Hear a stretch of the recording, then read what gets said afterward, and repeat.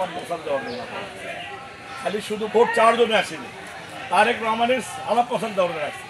কারণ আপনার এমন একটা জন্মস্থান আপনারা জন্ম নিয়েছেন, এটা বগুড়ার ঘাঁটি, বগুড়া মানে তারেক রহমানের ঘাঁটি। এখানে শহীদ প্রেসিডেন্ট জিয়াউর রহমান যেখানে জন্ম নিয়েছে সেখানে আপনার জন্ম, এটার বিশাল কিন্তু একটা ব্যাপার। এখানে আপনি জন্ম, তার মানে কি এখানে বিএনপি ছাড়া অন্য কোনো লোক ধানের শীষ ছাড়া ভোট দেবে না। কাতে ভোট দেবেন আপনি?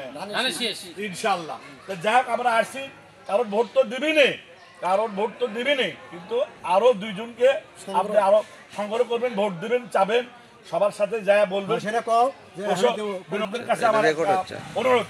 আর 2 নম্বর, আমরা আসছি ডোর টু ডোর সবার কাছে ভোট চাওয়ার জন্য। না আসলে আমরা মন খারাপ করবে, দেখো ওরা মনে হয় আমাদের সাথে যোগাযোগই করতেছে না।